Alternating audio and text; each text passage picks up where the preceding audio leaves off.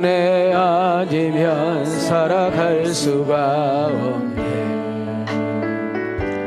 호흡마저도 다 주의 것이니 세상 평안과 위로 내게 없어도 예수, 오직 예수뿐이네. 다시 한번 가슴에 손 드시고 은혜 아니면 살아갈 수가 없네.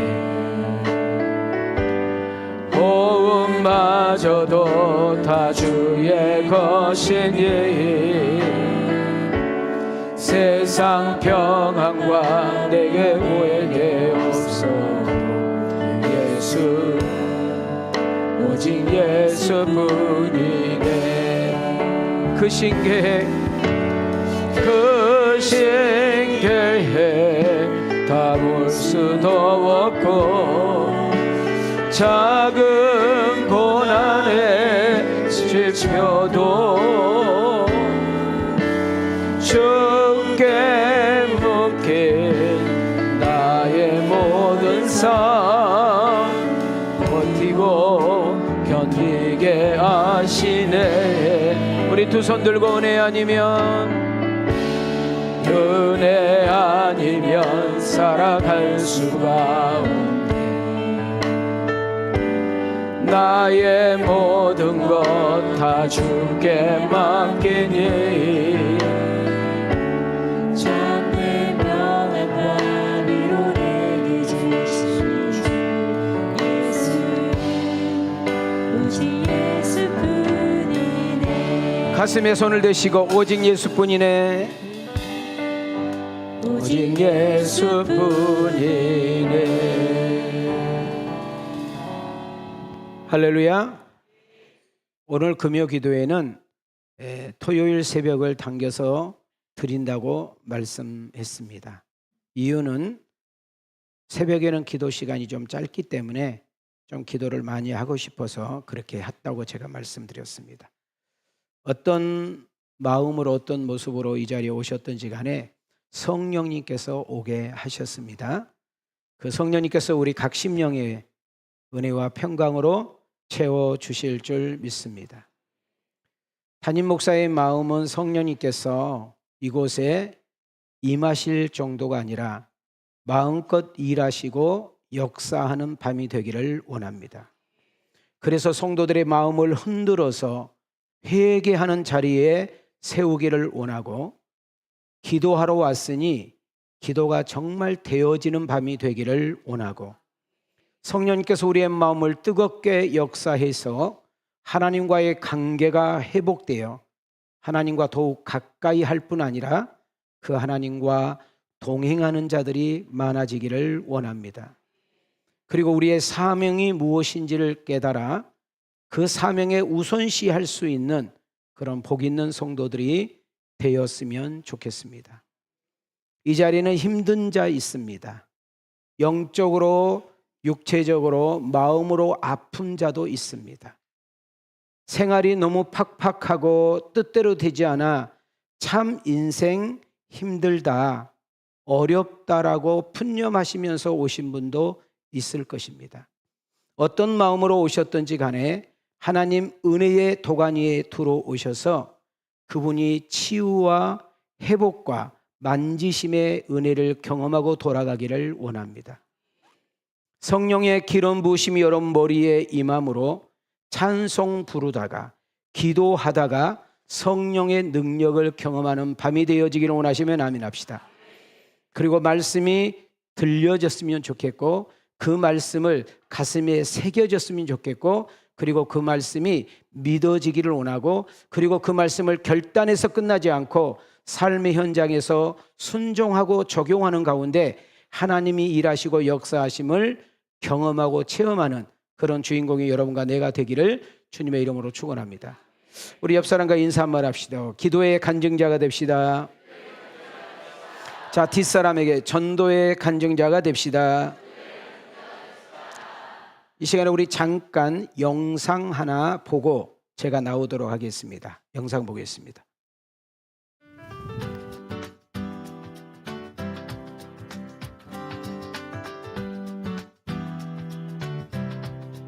20세기 초 미국 서부의 작은 도시에서 일어난 일이라고 합니다. 어느 날 10살 정도의 남자 아이가 $1를 손에 꼭 쥐고 거리에 있는 상점마다 들어가서 이렇게 물었습니다. 안녕하세요. 혹시 하나님을 파시나요? 이 황당한 질문에 가게 주인들은 안 판다고 말하거나 또는 아이가 장사를 방해한다고 생각해서 매몰차게 내쫓기도 했습니다.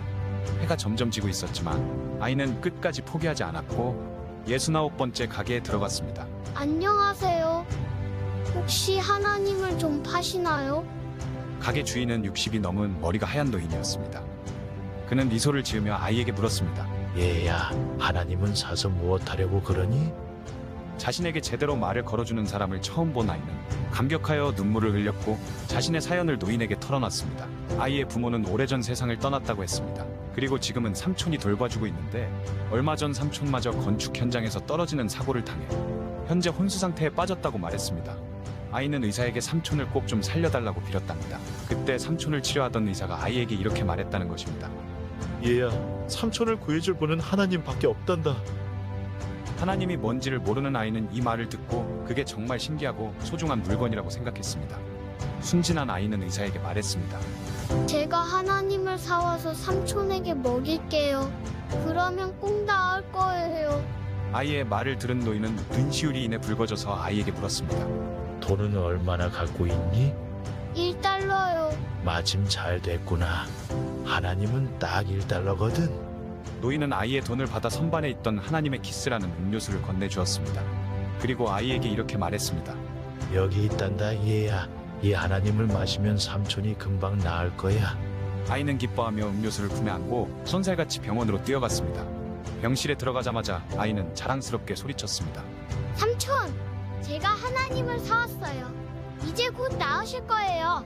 다음 날 세계 최고 의료 전문가들이 전용기를 타고 이 작은 도시에 몰려왔습니다. 그리고 아이의 삼촌이 있는 병원으로 달려와 삼촌의 상태를 진찰했고 치료 결과 아이의 삼촌은 정말로 병이 금방 낫게 되었습니다. 그런데 삼촌은 퇴원할 때 천문학적인 병원의 청구서를 보고 깜짝 놀라 쓰러질 뻔했습니다. 하지만 병원 측은 어떤 억만장자 노인이 이미 비용을 전부 지불했다고 말했습니다. 삼촌을 진찰한 의료진도 이 노인이 고용한 사람들이었습니다. 삼촌은 나중에야 아이가 마지막으로 들른 가게의 주인이 억만장자 노인이었다는 사실을 알게 됐습니다. 돈이 많은 이 노인은 무료할 때 가끔씩 가게에서 적적한 시간을 보내곤 했던 것입니다. 감격한 삼촌은 아이와 함께 노인의 가게로 찾아갔습니다. 하지만 노인은 이미 여행을 떠난 상태였습니다. 가게 점원은 이들에게 이번 도움을 마음에 크게 담아두지 말라는 말과 함께 노인이 쓴 편지를 전해주었습니다. 삼촌은 그 자리에서 편지를 열어봤습니다. 젊은이, 내게 고마워할 필요 없네. 사실 모든 비용은 자네의 조카가 다 낸 것이니 말일세. 자네에게 이런 기특한 조카가 있다는 것이 정말로 하나님의 축복이라는 걸 말해주고 싶네. 자네를 위해서 $1를 쥐고 온 거리를 누비며 하나님을 찾아다녔으니 말이야. 그리고 하나님께 감사하게 자네를 살린 건 그분이니 말일세. $1를 들고 하나님을 살아다닌 기특한 아이. 우리 주변에는 하나님이 필요한 사람들이 너무 많습니다. 그 아이는 하나님을 $1에 샀지만 우리는 누구나 그분을 무료로 살 수 있습니다. 오늘 이 아이처럼 하나님을 사야 할 사람들이 너무 많습니다. 당신은 그들에게 그분을 잘 팔고 있나요? 지금 당신이 만나는 누구에게나 큰 소리로 외쳐보세요. 하나님을 팝니다.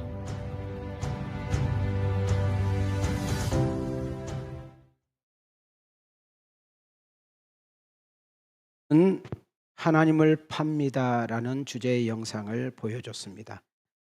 자, 내용을 다시 한번 스토리를 여러분에게 말해드립니다. 20세기 초에 미국의 서부 지역에 일어났던 어떻게 보면 감동적인 이야기고 어떻게 보면 너무 황당한 이야기일 수 있습니다.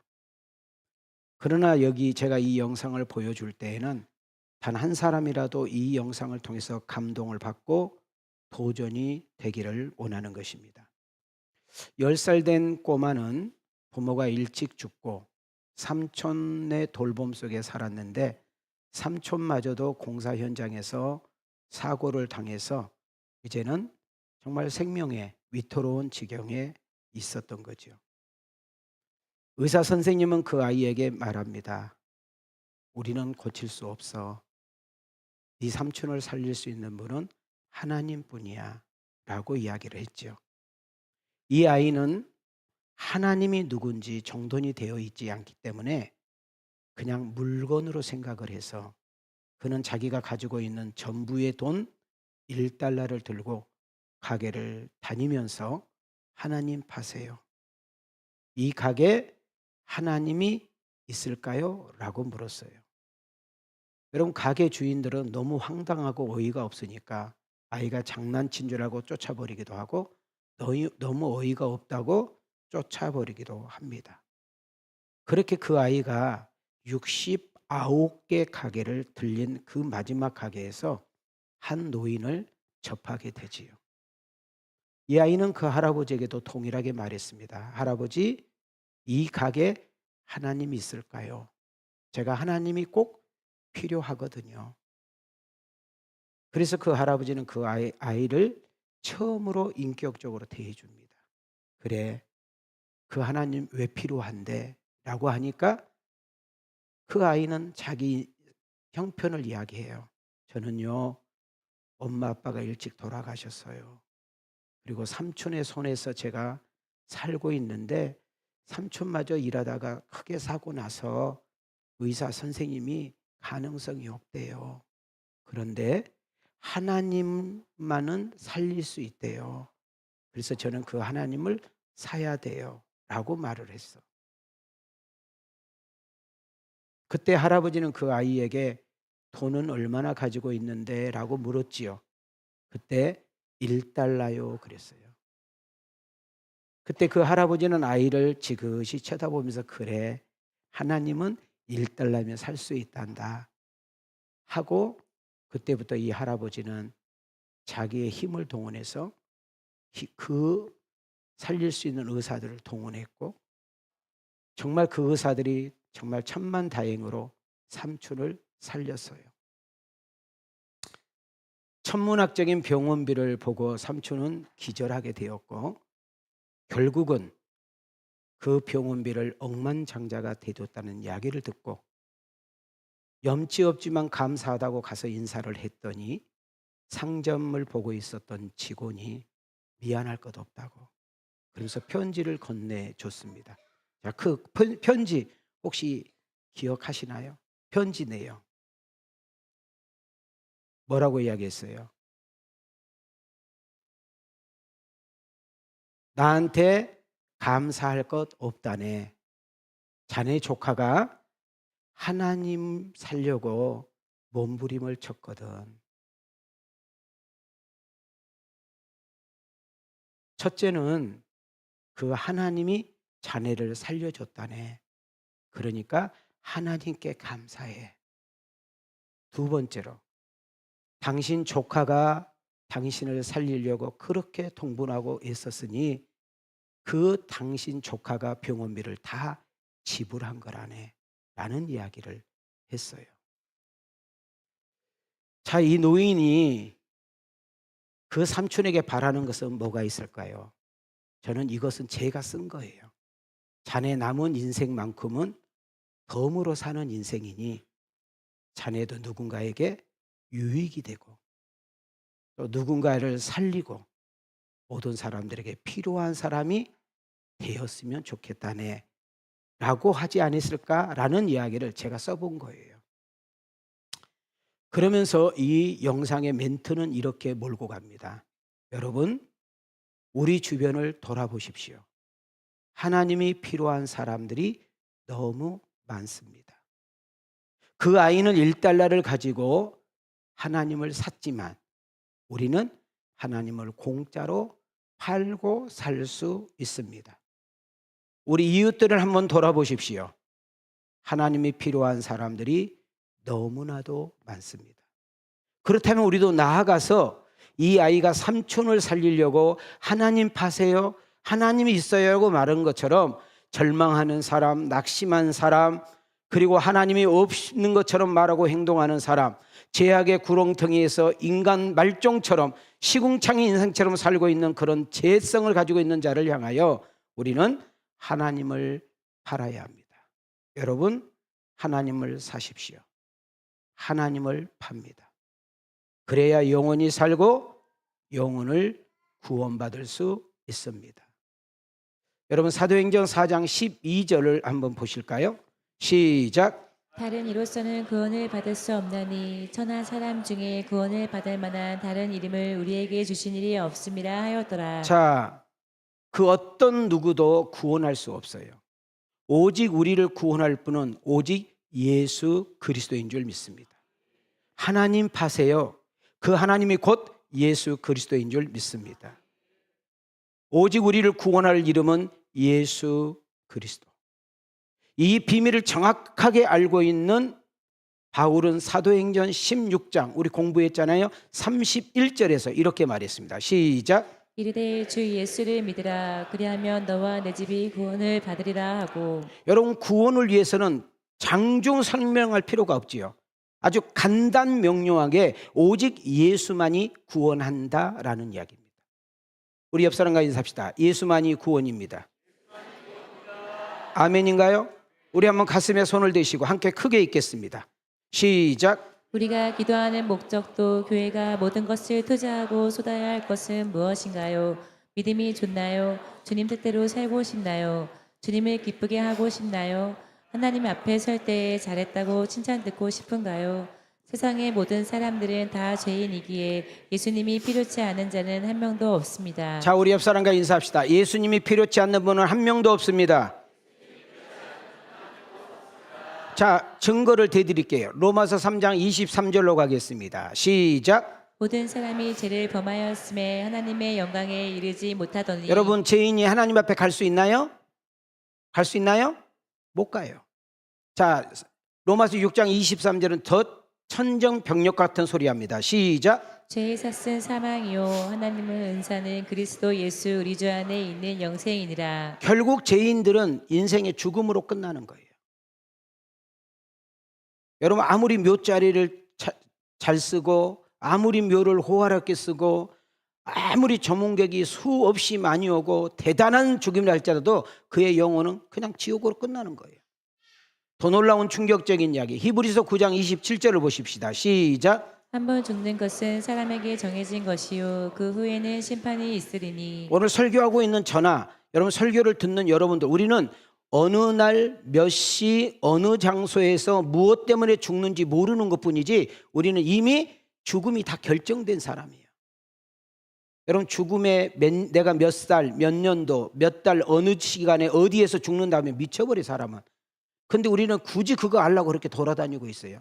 하나님이 비밀로 할 때에는 우리가 유익되기 때문에 비밀로 한 거예요. 그냥 우리는 하루하루 최선을 다해서 그분의 뜻대로 살아가는 사명이 우리에게 있는 줄 믿습니다. 그래서 우리 한번 손을 들으시고 저를 따라합시다. 죄인에게는 오직 누구만이 뭐라는 거예요? 소망인 줄 믿습니다. 왜 그래요? 마귀와 죄에서 사망과 심판에서 우리를 지옥에서 구원할 분은 그리고 오직 영원한 영생 생명을 회복시킬 분은 누구밖에 없어요? 그래서 우리 아까 찬양했어요. 은혜 아니면 살아갈 수 없네. 마지막 결론은 뭐예요? 오직 예수뿐이네. 할렐루야. 이 사실을 알고 그리고 이 사실을 믿고 히브리서 13장 8절 말씀이 우리에게 정말 의미심장한 말이잖아요. 예수 그리스도는 어제 아브라함 때도 바울 때도 현재 우리가 살고 있는 21세기의 지금 시방 여러분과 내가 이 세상을 떠나고 죽을지라도 주님이 오시지 않는 이상은 영원토록 그분은 동일하게 당신의 뜻을 이루어갈 줄 믿습니다. 요즘 제가 참 이 찬양을 많이 부르지 않았는데 오늘 설교를 마무리를 짓다가 이 찬양을 꼭 한번 우리 박수치면서 부르고 싶어요. 찬송가에 보면 88장 보면 내 진정 사모하는 친구가 되시는 주 예수님은 아름다워라. 저는 이 찬양을 아라라는 가수가 부르면 정말 은혜가 돼요. 좀 알아? 이름이 뭐라고? 알아 알지요? 알아 아니야? 알린가? 아니, 내가 틀리기를 기대하신 분이 또 있군요. 그냥 알아들어. 예, 좀 한번 제가 시간만 있으면 한번 들려주고 싶은데 시간이 없어서. 자, 우리 박수 치면서. 그래, 알았어. 알리. 아유, 진짜로 내가. 어떤 사람 막 쓰러져 지금.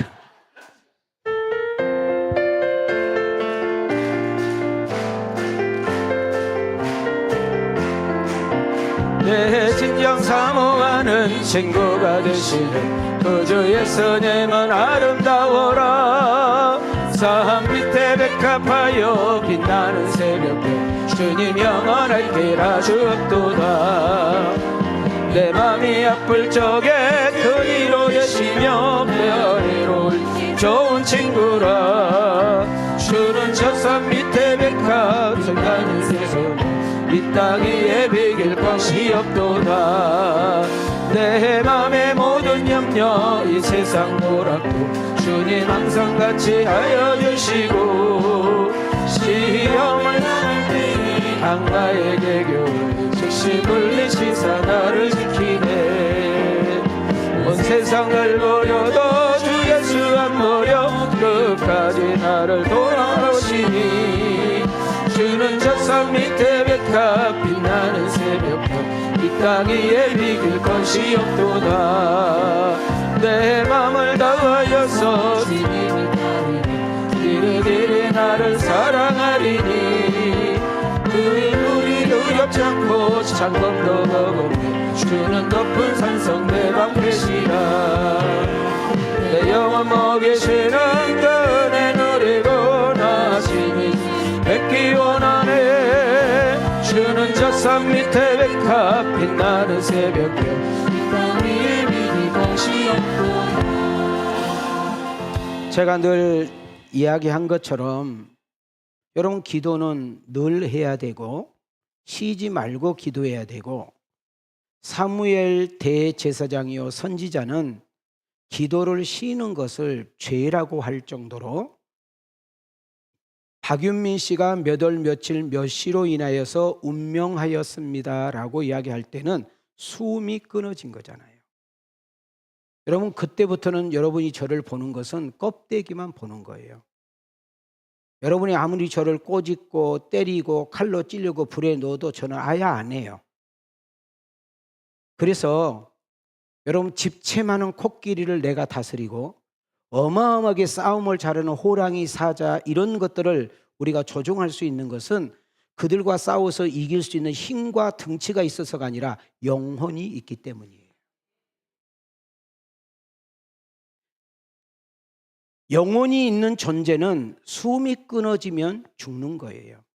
마찬가지로 우리가 하나님을 믿는 신앙인들은, 우리 그리스도인들은 기도가 끊어지는 순간 그 사람이 목사요, 장로요, 집사요, 예수를 수십 년 믿었고 성경을 얼만큼 많이, 중요하지 않아요. 하나님과 우리의 관계가 끊어지는 거예요.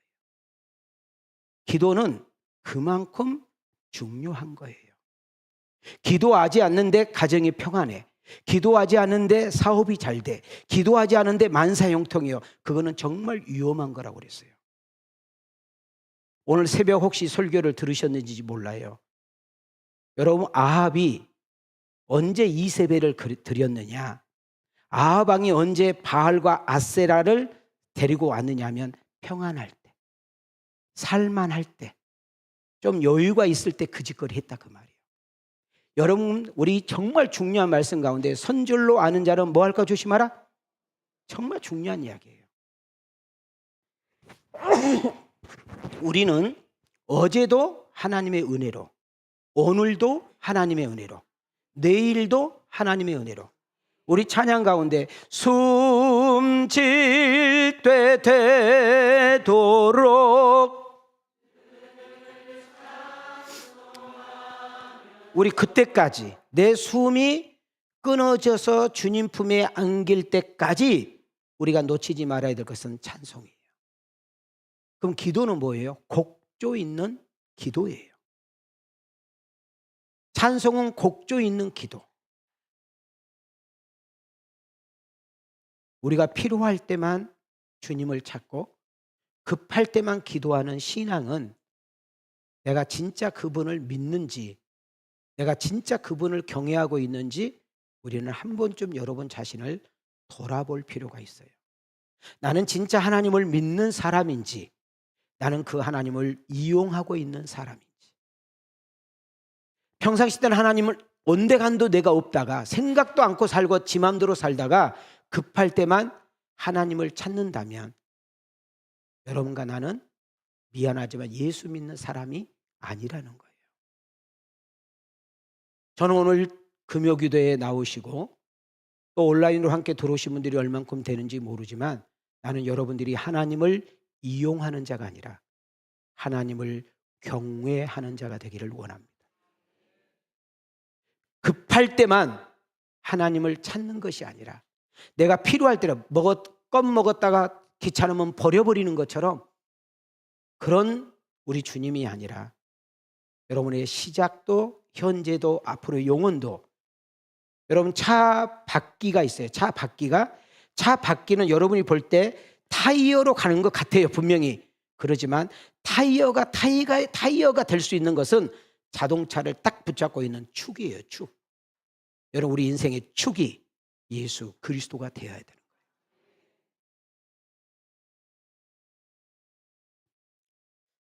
여러분과 나를 먼저 하나님께서 왜 부르셨을까요? 모자란 줄 알면서, 연약한 줄 알면서, 삐죽거리는 줄 알면서, 여전히 우리의 생각과 마음과 행동이 죄인인 줄 알면서 우리를 부르시는 이유가 뭘까요?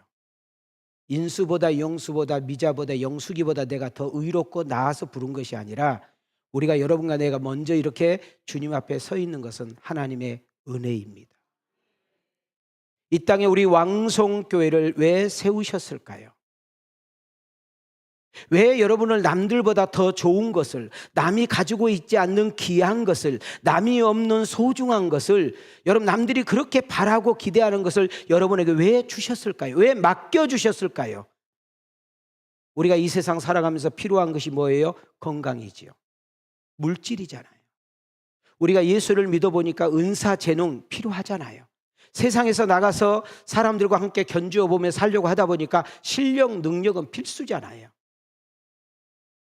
여러분 젊음은 한때지만 이 젊음, 남들보다 더 뛰어남, 그 주신 목적이 있지 않을까요? 바로 그것은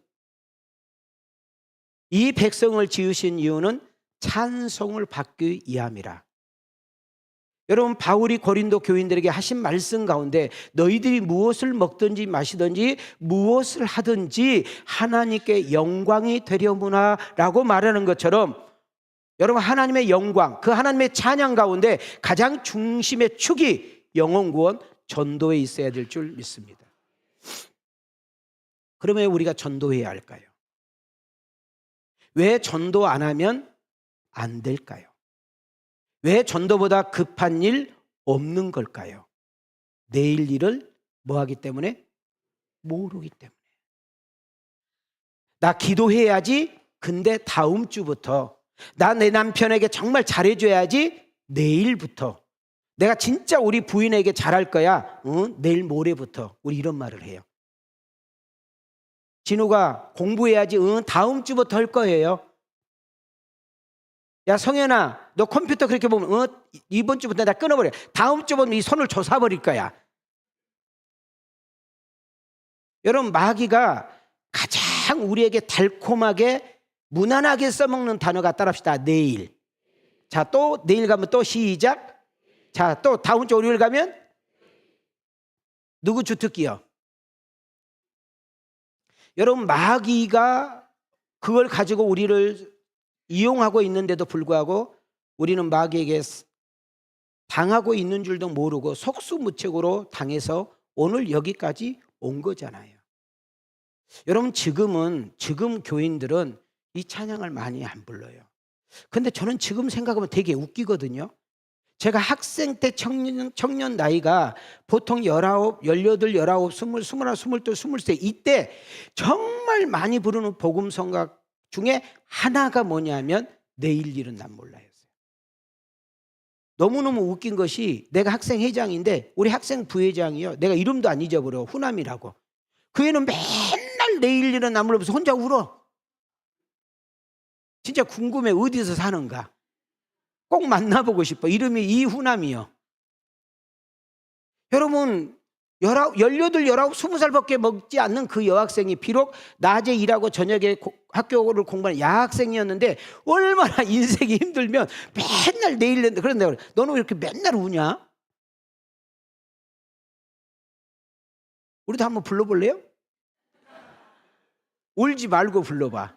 내일 일은 난 몰라요.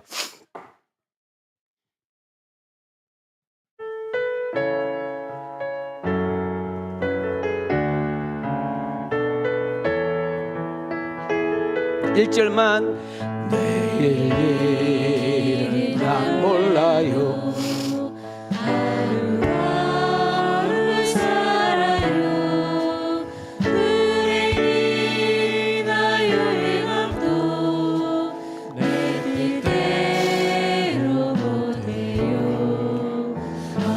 너만에게 가고 가도 끝을 없고 보내요.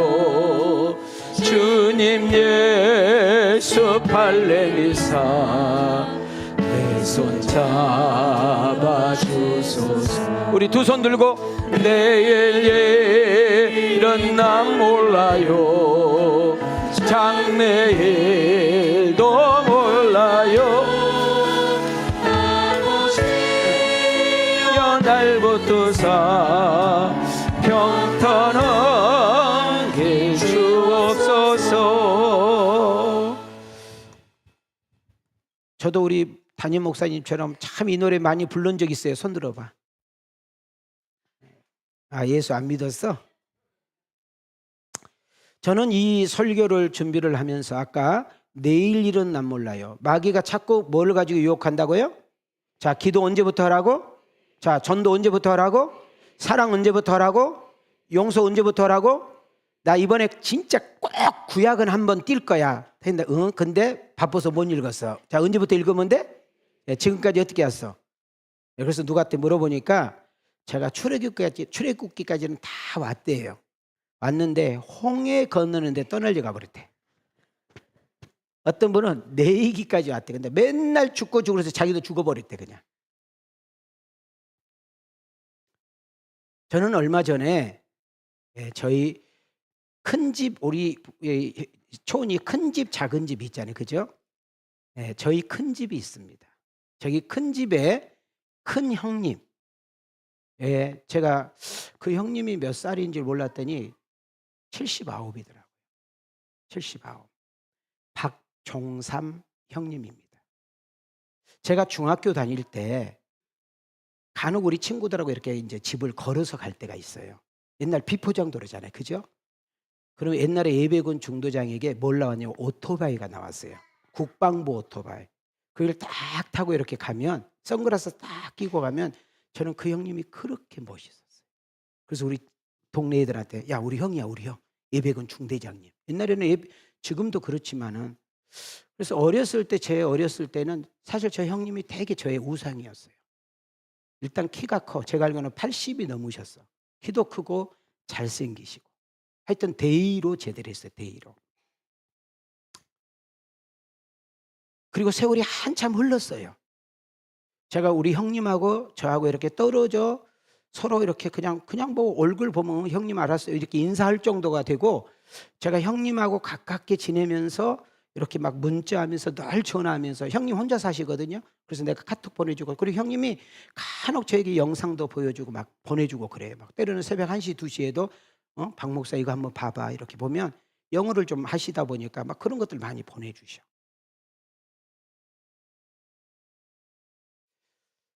저희들이 이제 선교팀들이 토요일 날 도착을 했어. 와서 이제 설교를 제가 이렇게 다듬습니다. 설교를 다듬는데 한참 설교를 막 이렇게 핸드폰으로 지금 제가 메모를 해서 이제 내려 보내줘야 될 시간인데 형님이 전화를 온 거예요. 이제 저는 무슨 생각을 했느냐면 이미 그리스 쪽에서 카톡을 주고 받았기 때문에 동생 잘 앉는가, 몸은 괜찮은가, 이거 물어볼 거라고 할 거라고 생각했기 때문에 나는 아유 내일 주일 예배 끝나고 아니면 월요일 날 형님하고 통화해야지 하고 그냥 쉽게 말하면 쌩 깐 거예요. 그리고 3부 예배를 끝나고 그때 막 하여튼 뭐 상담도 있고 막 기도하는 사람도 있다가 누가 그래요. 원로 목사님들이 내가 안 와서 기다리고 있다는 거예요. 그래서 화장실 갔다가 이제 밥 먹으러 가려고 하는데 뭐가 뚝 뜨는 거예요. 그래서 이 형님이야. 나는 너무 충격을 받았죠. 왜냐하면 이분이 아프셨다거나 뭐 좀 빌빌했다거나 그러면 모르는데 너무 건강하고 세상에 등산회장이에요. 등산회장. 그 바쁜 와중에도 그렇게 등산을 안 다닌 산이 없대. 내가 봐도 살이 진짜 배가 나온 거야. 땅땅해. 네. 무화과 농사를 져서 1년 농사를 사는 거예요. 무화과 아세요? 하우스에다가 무화과 농사를 하면 그 무화과가 좀 몇 달 따라 봐요. 이제 끝물이 됐나 봐. 끝물. 그래서 무화과를 따서 주일날 아침에 공판장으로 갖다 주는 길에 똑같은 포토를 가지고 포토를 받아버린 거예요. 그래서 그 자리에서 돌아가셨어요. 제가 진짜 그날 주일날 생각하고 있어요. 이제 유럽에서 왔지요. 얼마나 피곤해요. 그래서 제가 강주까지 갔어요. 손님이 많이 올 거라고 아주 큰 특실을 얻으셨더라고. 그러니까 사람이 하나도 없어요. 가족들만 있고. 그래서 잠깐 제가 우리 다 형님들이니까 형님들하고 저하고 막내만 저하고 동갑이야. 잠깐 인사를 하고 제가 저 형님을 서서 아들내미는 앉아서 울고 있고 서서 영정 보고 있다 내가 한 카트를 남긴 거예요.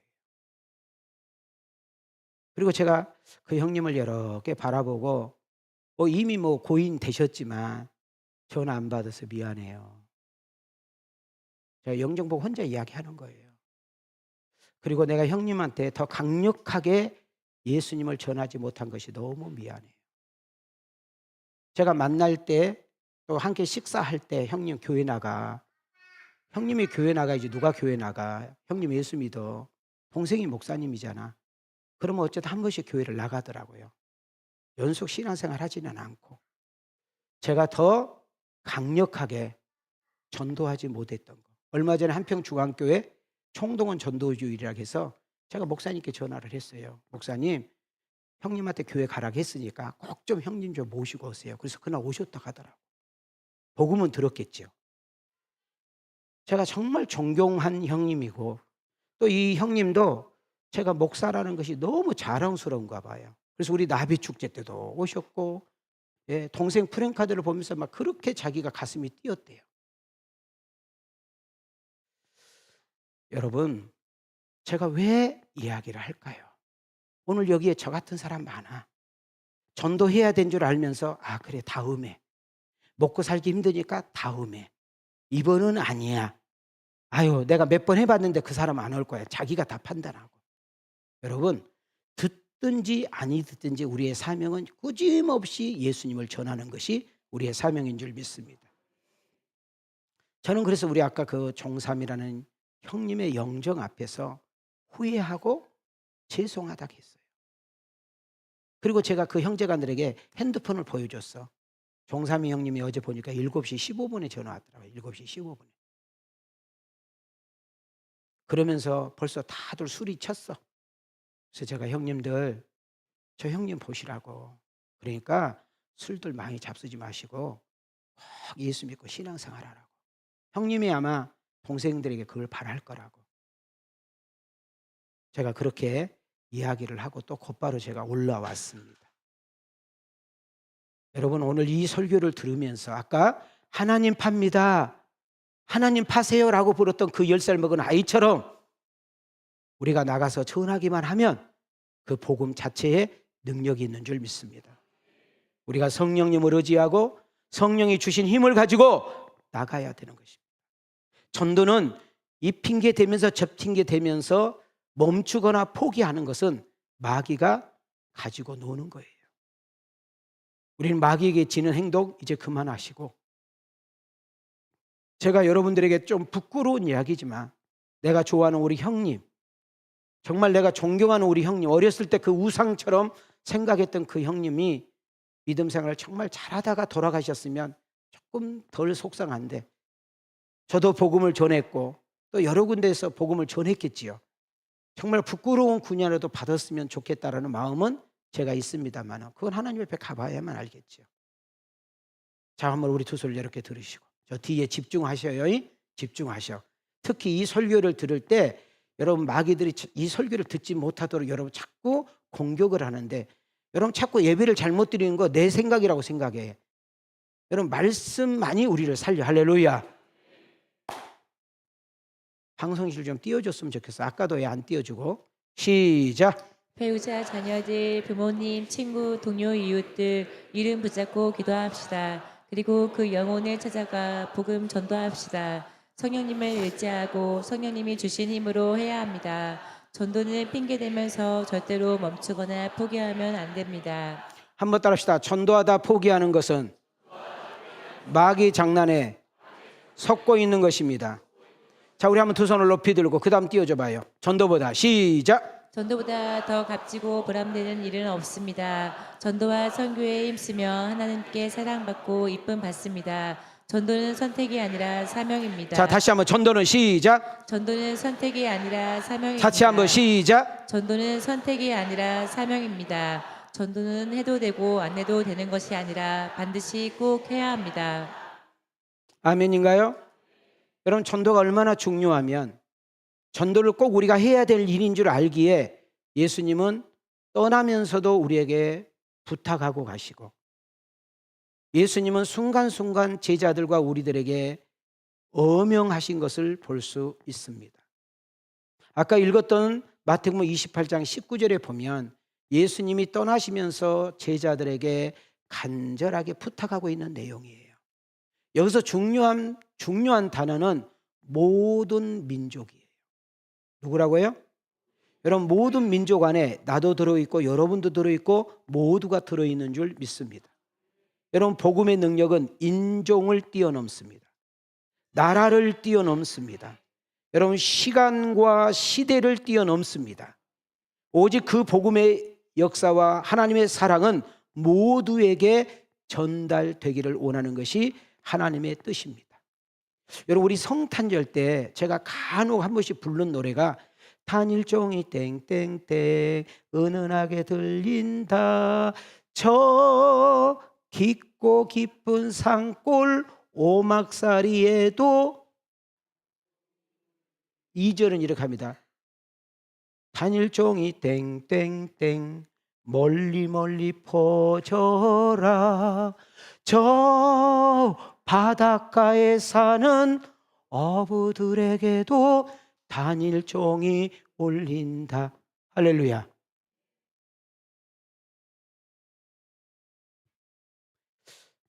여러분, 마태복음 아까 읽었던 사도행전 1장 8절은 뭐예요?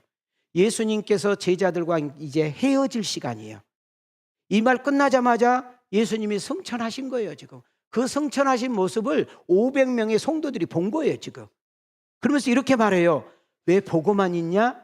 네가 본 대로 내가 다시 올 거야.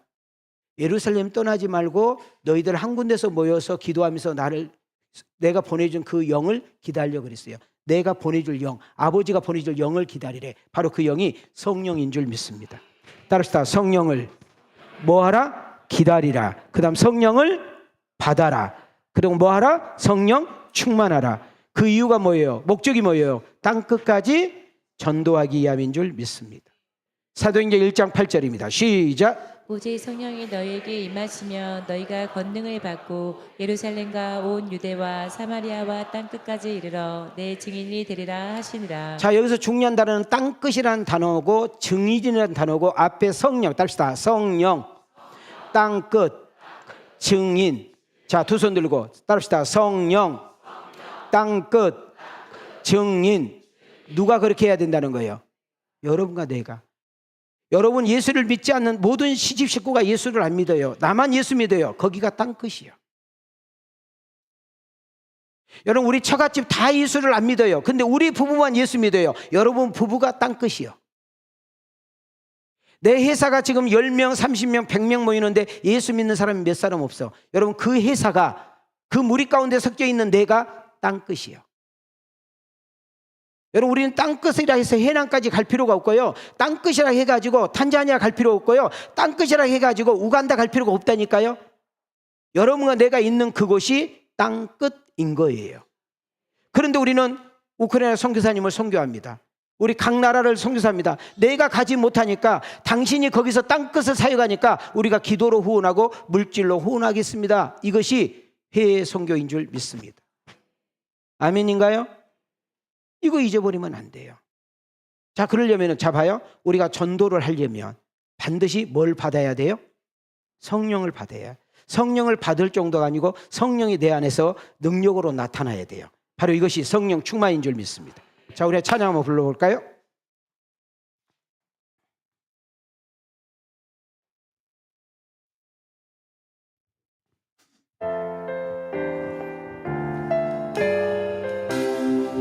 허무한 시절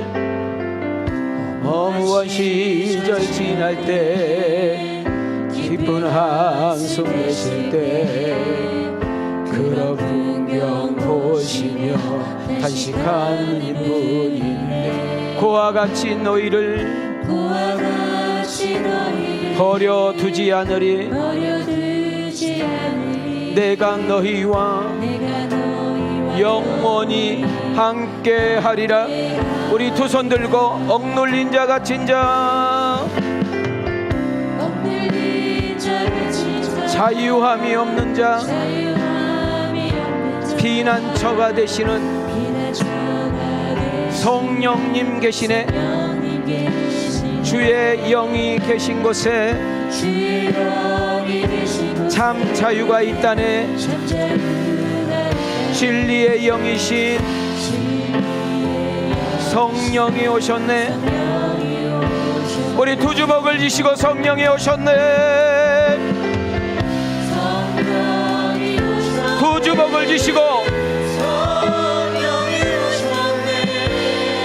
내 주에 보내신 성령이 오셨네.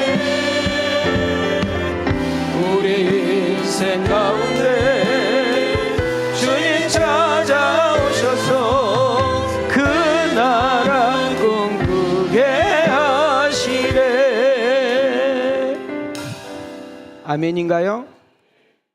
그럼 우리는 전도하러 나가기 전에 먼저 우리가 준비해야 될 자세가 있는데 예수님을 통해서 우리는 그 모델을 배워야 합니다. 여러분, 예수님은 복음을 전하러 가기 전에도 꼭 기도로 준비하십니다. 예수님은 일꾼들, 제자들을 뽑으러 가기 전에도 꼭 기도로 준비하십니다.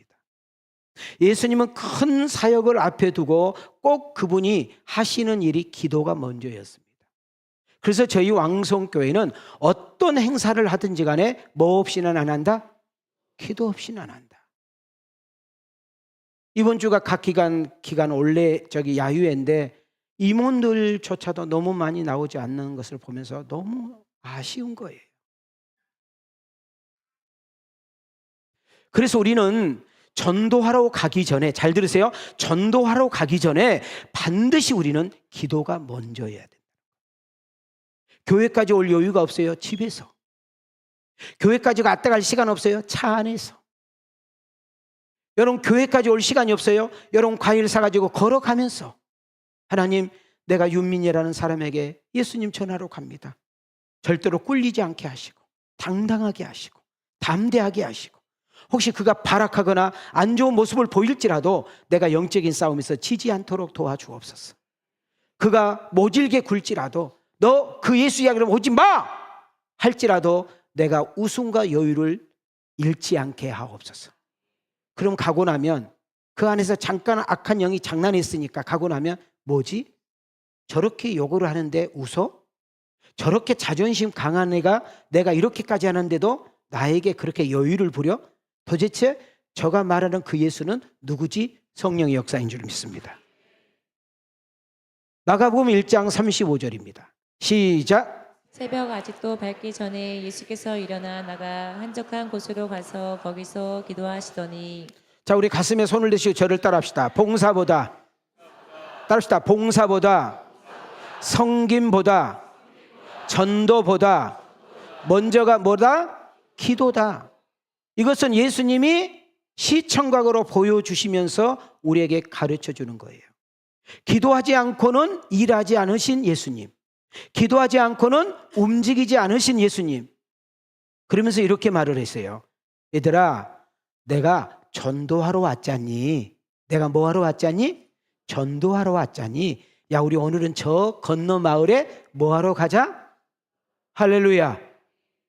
여러분 1장 8절로 가겠습니다. 시작. 이르시되 우리가 다른 가까운 마을들로 가자. 거기서도 전도하리니 내가 이를 위하여 왔노라 하시고. 자, 우리 여기서 귀한 중요해요. 건물이 예배당이 얼마나 화려하냐, 얼마나 예배당이 크냐, 주차장이 얼마나 크냐, 거기에 사람들이 얼마나 있느냐, 주님은 관심 없어요. 잘 들으세요. 여러분, 그 교회가 역사가 대단하고 건물이 대단하고 수가 대단할지라도 전도 안 한다? 전도에 관심이 없다? 헌금 가지고 전도에 투자하지 않는다? 그 교회는 이미 교회가 아닌 거예요. 나는 우리 왕성교회가 살아있는 교회가 되기를 원합니다. 운동력 있는 교회가 되기를 원합니다.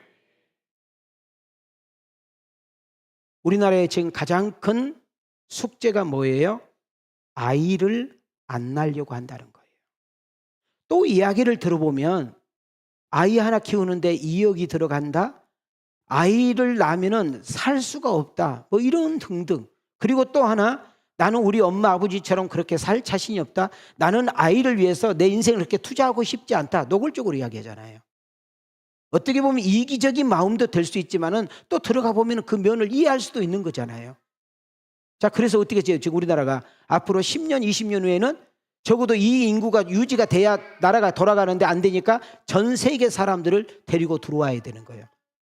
그러면 자동적으로 모슬렘 국가가 돼버리는 거예요. 기독교 수는 연속 줄어다죠. 젊은이들은 전도 안 되니까 연속 교회는 늙어가죠. 그러다 보면 그 어마어마한 큰 교회가 어떻게 돼요? 모슬렘으로 바뀔 수 있다라는 놀라운 두려움이 있는 거예요.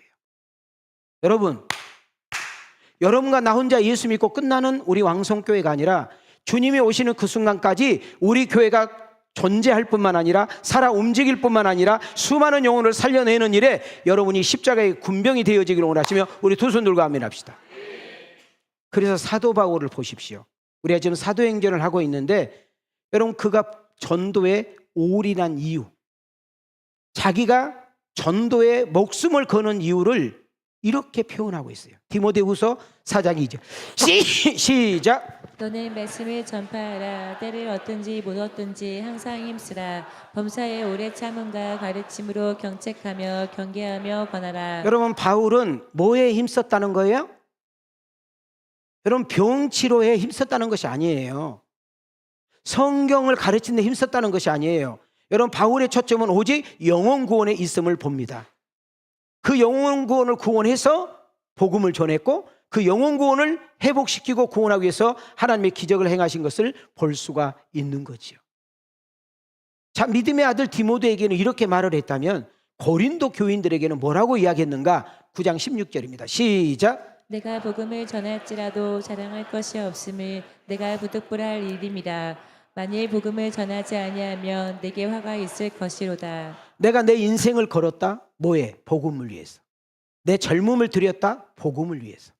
나는 이 일 때문에 핍박을 받았고, 이 일 때문에 환난을 맞았고, 이 일 때문에 매맞음을 맞았고, 이것 때문에 감옥을 수없이 가졌고, 배고픔과 추위와 이런 놀라운 일들을 내가 경험했음에도 불구하고 내가 포기하지 않는 이유는 하나님의 화가 내게 있을까 봐 나는 늘 심히 두렵다라고 말을 했습니다.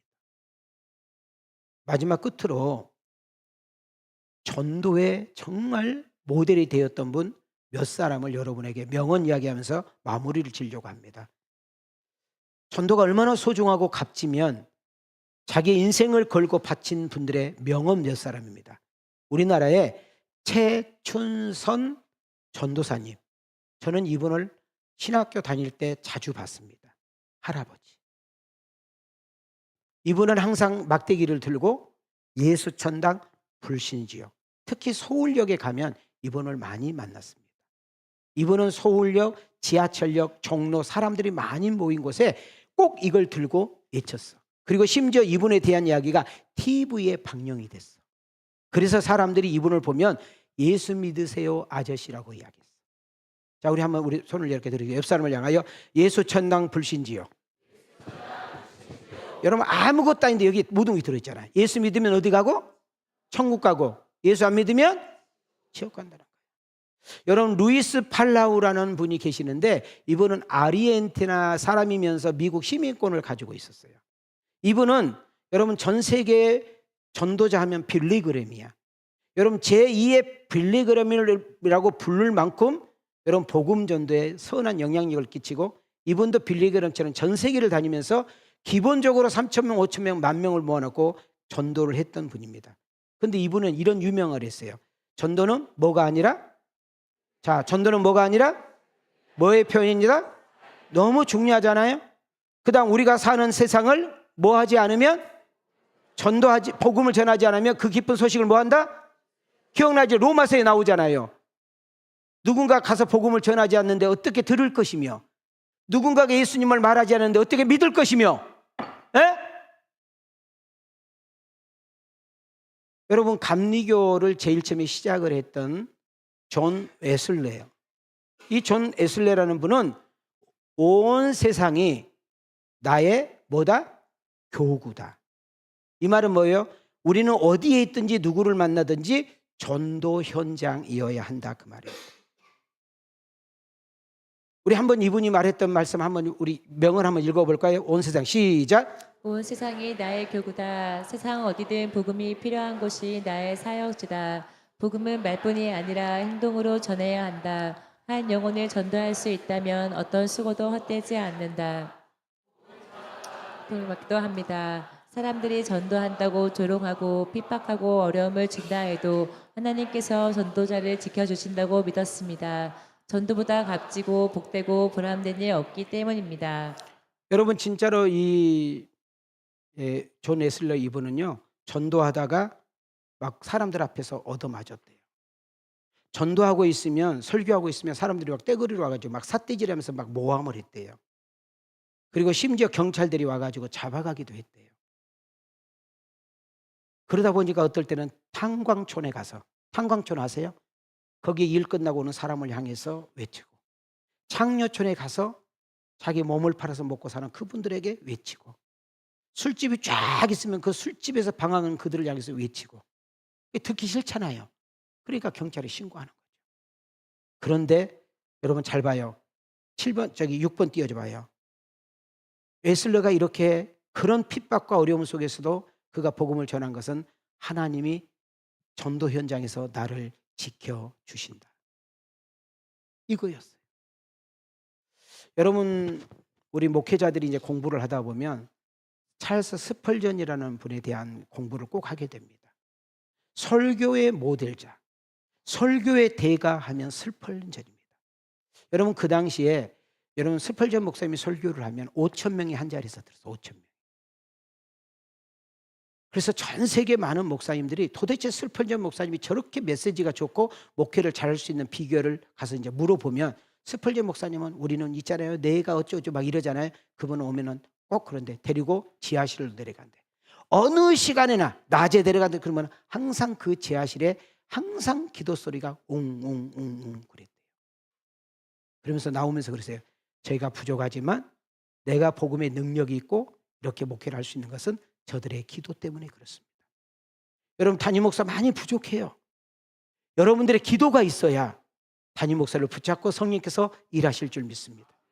우리 아까 권사님 기도 너무 잘하시더만. 여러분 정말 담임 목사님의 기도 동력 중에 가장 큰 동력은 기도 동력이에요. 이분은 이렇게 말을 했어요. 한 영혼이라도 구원할 수 있다면 나는 세상의 모든 뭐를 받겠다? 그만큼 복음의 가치가 있다는 거예요. 여러분 조지 화필드라는 사람은 이런 말을 했어요. 우리 함께 읽어볼까요? 시작. 내가 1000번을 다시 태어난다 해도 1000번을 다 복음 전하리다. 내 목소리가 닿는 모든 곳은 하나님의 구원의 초청장이다. 얼마나 중요하면 이렇게 말했겠어요. 여러분 고인 되시는 우리 한경직 어르신, 이분은 교인들에게 자주 이렇게 말했어요. 자, 뭐라 했어요? 시작. 복음이 말보다 삶으로 증거되어야 한다. 우리가 나가서 전도리를 들고 전한 것도 분명히 중요합니다. 그러나 여러분 삶의 현장에서 예수님의 삶을 통해서 뭐 해야 됩니다? 보여줘야 됩니다. 옆 사람과 인사해. 삶이 전도지입니다. 아멘. 자, 이제 우리 마지막에 외치고 마치기를 원합니다. 두 손을 들으시고 외치는 가운데 역사가 일어나기를 원합니다. 제가 전도하면 하면 여러분 뒤에 얘기합니다. 전도하면 내 영이 삽니다.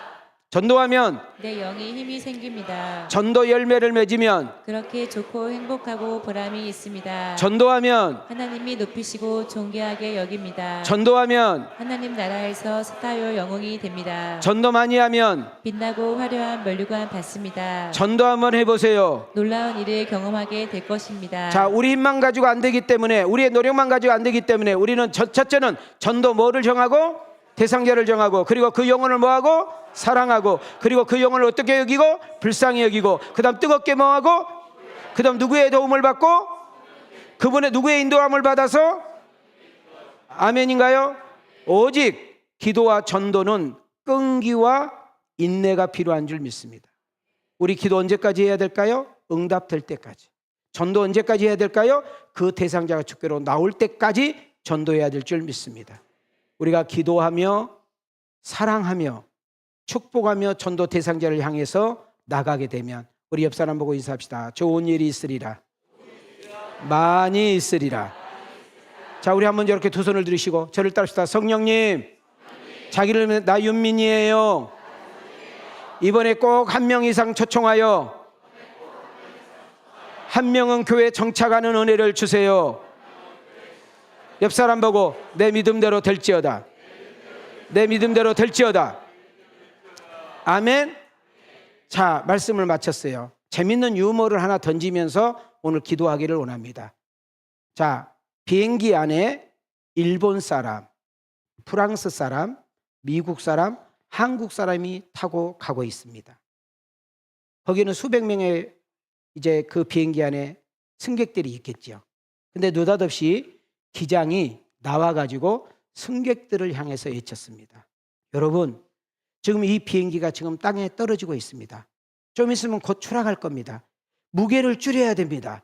여러분, 3명만 자원해서 떨어지면 이 비행기에 있는 모든 사람은 살 것입니다. 막 웅성웅성했죠.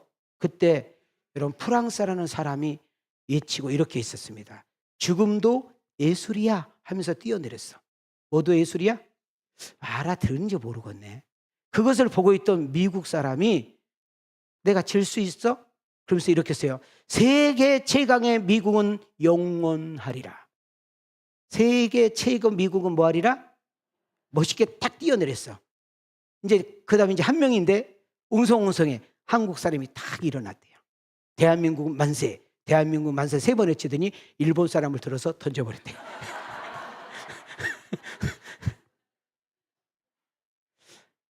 지금 웃는 사람이 있고 안 웃고 이제 가다 웃어 본 거예요. 여러분, 우리는 그러면 안 되잖아요. 우리 예수 믿는 사람은 누구예요? 죽은 자를 살려내는 거예요. 망하는 자를 잘 되게 하는 거예요. 쓰러지고 무너진 자를 일으켜 세우는 것이 우리의 모습이어야 될 줄 믿습니다. 그런 여러분과 내가 되어지기를 주님의 이름으로 축원합니다. 주님의 이름으로 축복합니다. 은혜 주신 하나님께 영광의 박수, 영광의 박수. 더 크게 하나님께 영광의 박수. 할렐루야. 자, 오늘은 우리가 감사 헌금을 한번 드리자고 이야기했습니다. 그래서 우리가 우리 개인 기도를 3번 쭉 먼저 할 거예요. 개인 기도를. 그리고 우리가 중보기도 할 거예요. 개인 기도 하길 때는 나오지 마세요. 저만 혼자 인도할 테니까.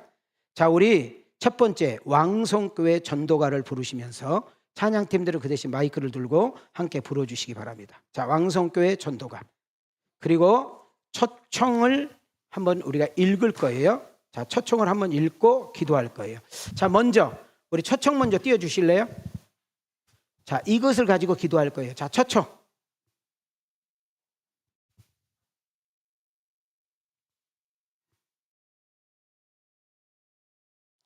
자, 함께 읽겠습니다. 시작. 저는 왜 해야 합니까? 첫째, 전도는 하나님의 뜻입니다. 모두가 예수님 믿고 천국에 가는 것이 하나님의 의도요 바라는 것입니다. 아멘인가요? 아멘. 두 번째 시작. 전도는 하나님의 바람입니다. 어떤 일을 이루고자 하는 마음이 바람인데 예수님의 소망과 희망은 한 영혼이라도 더 천국에 들어가길 희망하고 있기에 우리가 전도하길 바라고 있습니다. 많은 영혼들이 예수님을 믿고 구원받길 바라시는 하나님입니다. 아멘인가요? 세 번째로 전도는 하나님의 소원입니다. 예수님의 재림과 심판이 더딘 이유가 어디에 있을까요? 더 많은 영혼들이 주께로 나오길 마음속으로 간절히 바라는 희망과 염원입니다. 한번 따라합시다. 전도는 하나님의 뜻이다. 전도는 하나님의 바람이다. 전도는 하나님의 소원이다. 아멘인가요? 자, 그러면 저는 이렇게 물었어요. 그 다음 띄워주세요. 시작. 예수를 믿습니까? 진짜 맞습니까? 그렇다면 그리스도인입니다. 그렇다면 모두가 전도자입니다. 우린 주님 뜻대로 살기로 했네 찬양합니다. 그 의미가 무엇인가요? 하나님의 소원이요 바람이요 뜻인 한 영혼을 전도하여 하나님 자녀되게 하는 것입니다. 그 다음이요. 죄로 인해 죽은 영혼을 복음 전해서 살리는 것, 교회의 사명, 그리스도인의 사명입니다. 사도행전은 성령행전이요 전도행전이요 선교행전입니다.